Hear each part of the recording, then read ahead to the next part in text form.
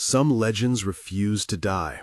The Dogman is one of those names that slips from mouths in low voices. A creature said to be something like a man and something like a dog, lodged between myth and something people swear they saw. Some say it is an ancient guardian, a spirit that punishes those who disrespect old hunting grounds. Others say it is merely a sick animal, a rare hybrid, or a malformed predator turned dangerous by hunger and human encroachment. Whatever it is, the stories have texture. Dogs found bleeding at dawn, footprints that look too long and too human, eyes that catch the moon and do not blink. If you have a sighting, send it to darkstories.org, and you might hear your own voice here.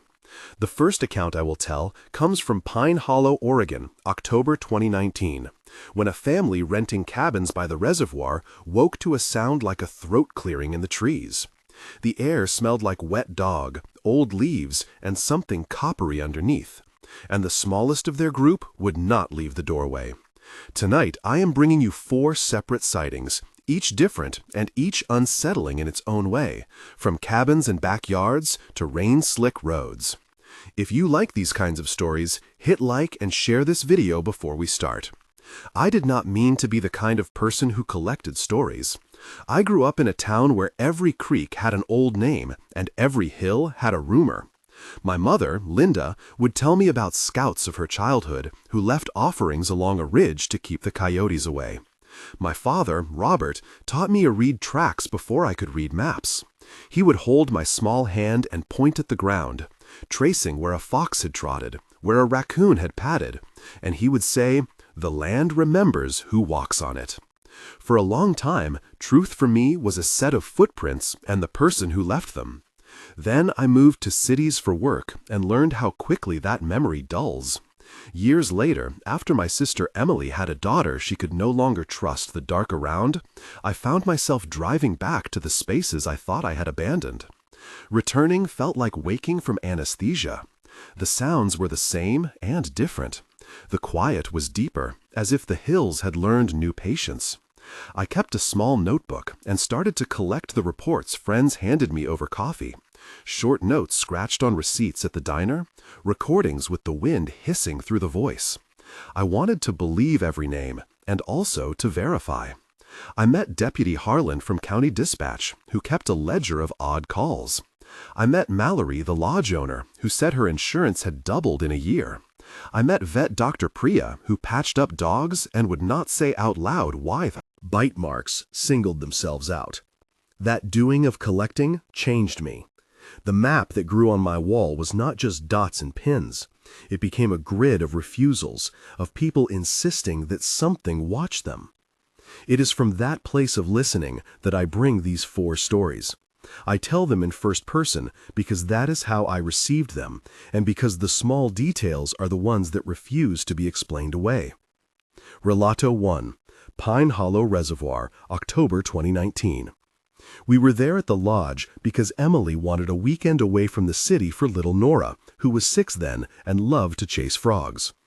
The cabin smelled of damp wood and the propane heater when we arrived. Mallory showed us to cabin 3, a small shack with a screened porch and a stack of firewood. The first afternoon we walked the trail by the water, the sky low and gray, leaves sticking like damp paper to our sleeves.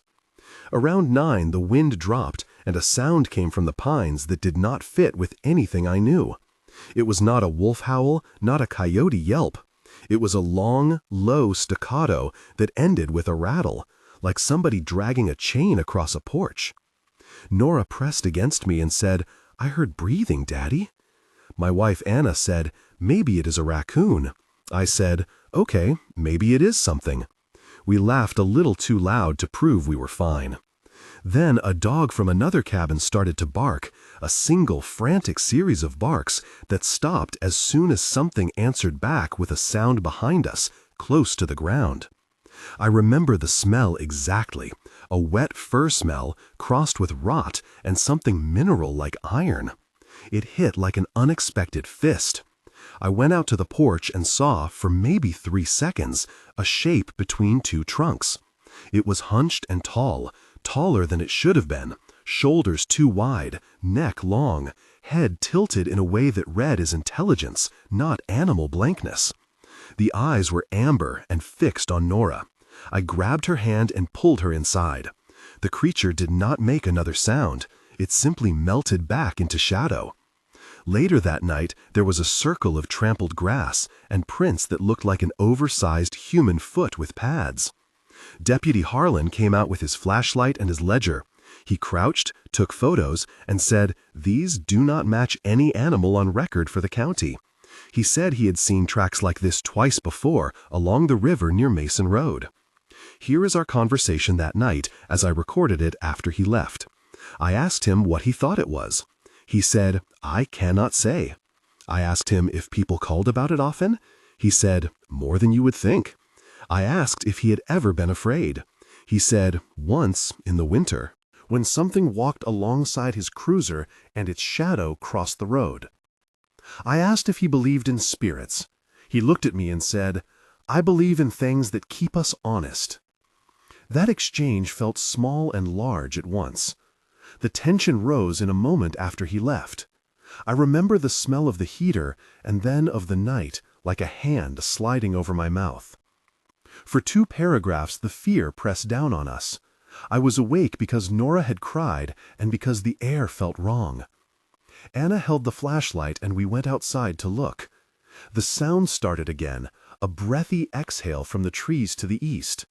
The hair on my arms stood up and the flashlight beam trembled. For 2 minutes we stood and listened to nothing, and then the air split with a sound like a person trying to clear a throat with a full mouth. Nora whimpered. We ran to the car, doors slamming, tires spinning on gravel. We left before dawn. When we returned a week later to check the cabin with Mallory, she had a list of similar calls and a jar of bullets she refused to touch. That night left marks. Nora refused to sleep alone for months. The prints were sent to a wildlife biologist at the State University who said nothing definitive but wrote in an email that the pressure points and claw impressions were inconsistent with known canids. We never learned the creature's name. We learned only that something that looked back did not behave like the animals we had names for. Now, if those kinds of details give you chills, know you are not alone. If your skin is crawling right now, that is sensible. I need you to do something that helps build the record. If you have ever seen something odd, start your comment with, "I saw." Then list the location, the month, and the smell if you can. Write 2 sentences stating what you heard and 1 sentence about what you did next. Your report could help connect dots we do not yet see. People like Deputy Harlan read these comments, and sometimes I use them to follow up on leads.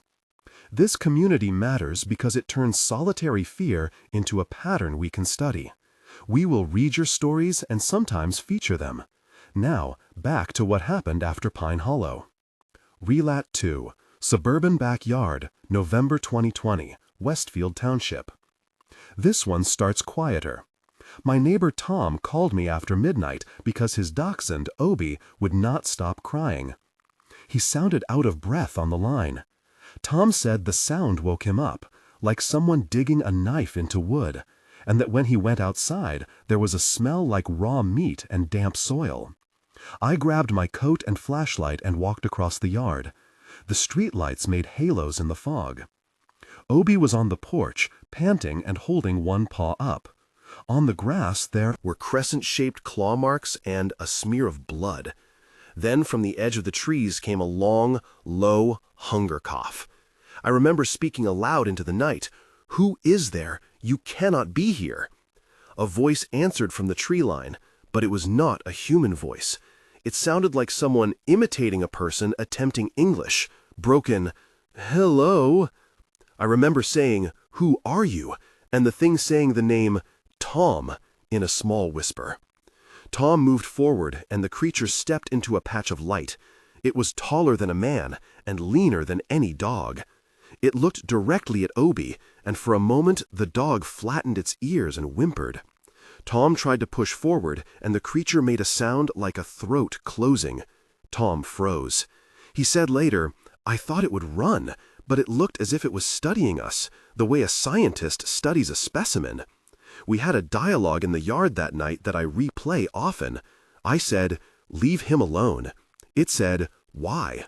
I said, "Because he is family." It said, "Family is meat." I said, "Get away." It said, "I cannot stay. I only visit."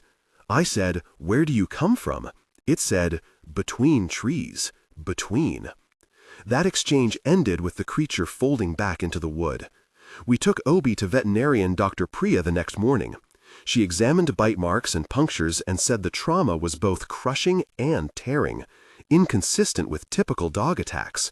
She cleaned the wound, administered antibiotics, and stitched the pad.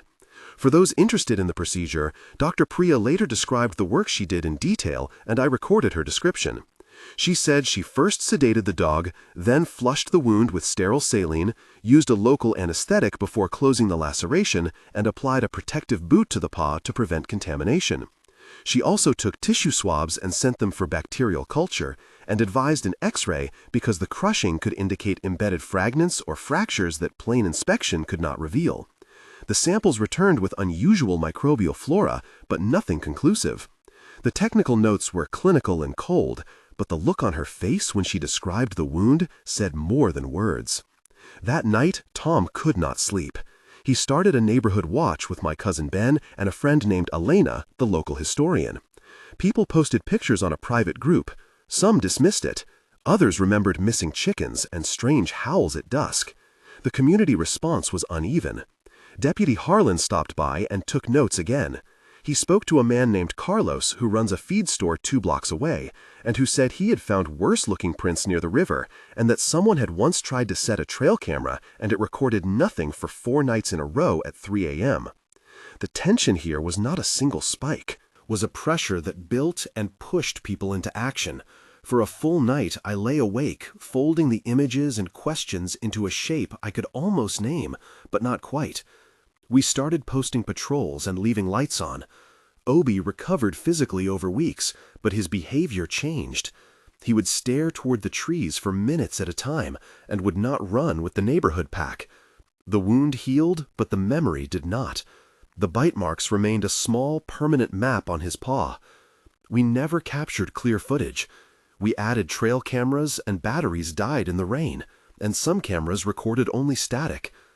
The fear migrated into dinner conversations, and then into small rituals. My Aunt Lisa would bring out treats on purpose to see if any creature would come for them, and one night the bowl was empty in the morning with no tracks around it. The missing food did not console us. Relato 3, Rain Slick Road, March 2021, County Route 12. This one happened to a woman I interviewed named Sarah, who worked nights stocking shelves at the 24-hour market. She texted me one morning after her shift and said, "I do not want to be alone on the highway anymore." She left work around 2 a.m. in a rain that rattled like loose coins on the car roof. The road was empty save for a few trucks and the thin, intermittent glow of highway signs. Her headlights flashed across a figure standing oddly at the center of the lane, hunched and still. At first she thought it was a hitchhiker, then that the person was injured, then that it was a deer, because the legs were long. She slowed and rolled down her window to ask if the person needed help. The figure turned its head, and the face was too long, and the eyes reflected amber like a dog in a car beam. Sarah told me later she felt her chest go cold, like a hand cupping the sternum. She said she honked and the figure did not flinch. She said she heard her phone vibrate, and the ringtone was the same song her sister used, which made her check her phone and realize the call had been missed earlier. The sound of the ringtone seemed to come from the figure itself, an imitation. She accelerated slowly, thinking she would drive past and then call the state police. As she passed the figure, she heard something drag along the road, like nails or a subject being pulled, and then a quick wet thud against the undercarriage as if some small animal had collided with the car and run. She stopped 20 yards ahead and turned to look back in her rear view. The figure was gone. The asphalt glistened and there were no prints in the puddles. Sarah drove to the market lights and sat in the car until dawn. She reported the sighting to dispatch, and they told her to stay put while an officer checked the route. The officer, whose name was Ruiz, said he drove the road for an hour and did not find anything physical to match her description. In our interview, Sarah and I had several exchanges that night on the phone. I asked her if she thought it followed her. She said, "I do not know." I asked if she saw a face, and she said yes, but it looked like it was carved from bone. I asked if she wanted to go back. She said, "Never." That moment of choice, to stay or leave, is what many of these accounts reduce to: the split breath, the small decision that defines the rest of your life. For Sarah, the aftermath was insomnia and a habit of keeping the hazard lights flashing a little too long after parking. Months later, she told me that sometimes when she drives Route 12, she feels watched by the shoulder, as if the trees themselves have learned to move differently. Short anecdote. Quick account from my cousin Ben. Camping trip, June 2018. They were 4 kids, a small bonfire, and a broken thermos. At 2 a.m., a bag zipped open and something took a sleeping bag. Not snatched in a quick grab, but lifted with care and carried 20 feet toward the dark hemlock.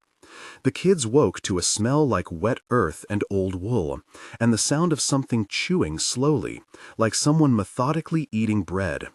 They followed the sound with flashlights and saw a creature sitting very still, holding the bag in its hands and rocking. Its hands looked almost human, but covered in coarse hair. It did not run. It looked at them with a tired acceptance and set the bag down, untouched. One of the kids, named Marcus, whispered, "Are you hungry?" The thing cocked its head and then vanished. No one in that group spoke of the incident for a year. When they did, they described a sadness in the eyes that felt more like loneliness than menace.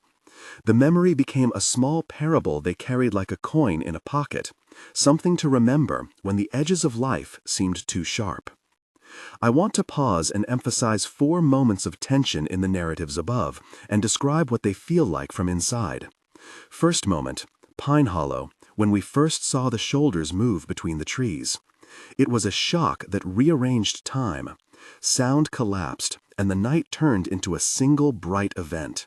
My chest tightened, and I tasted iron and smoke at the same time. The memory snaps forward, and I am running, one breath, then another, and the feeling afterward is of a window that will not close. It is shelf space in the mind, where fear sits. Second moment, the yard with Obi, when the creature spoke Tom's name. Hearing your neighbor spoken back by something that is not human is a theft of intimacy.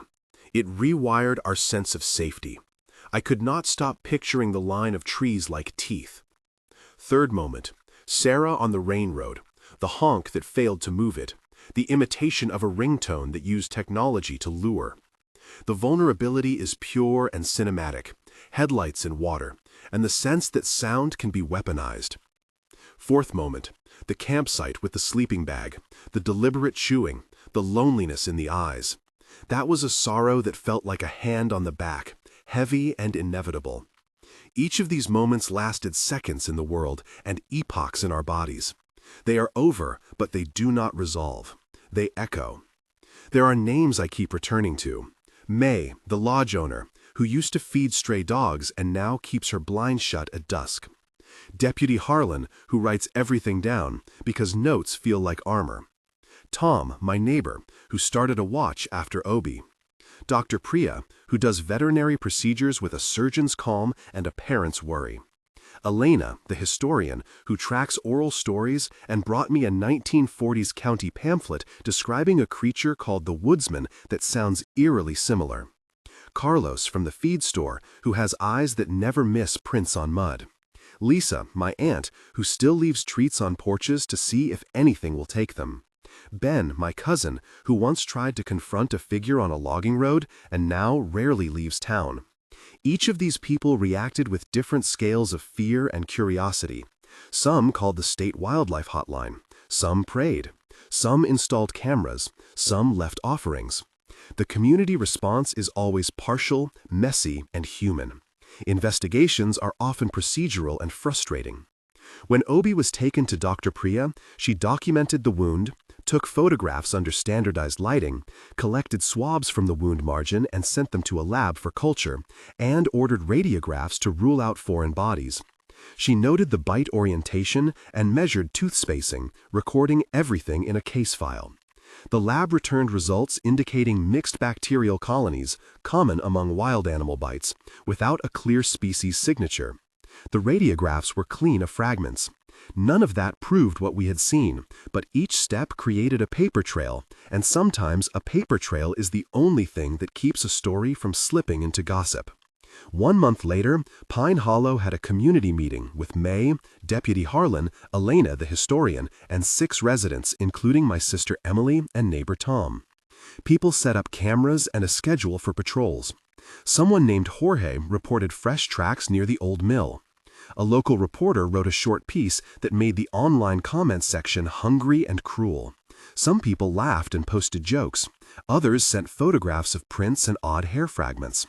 3 months after the initial events, there had been a pattern of sightings within a 15-mile radius. The local feed store reported missing chickens that could not. The lodge sold fewer weekend rentals, and Maggie installed motion lights and a generator.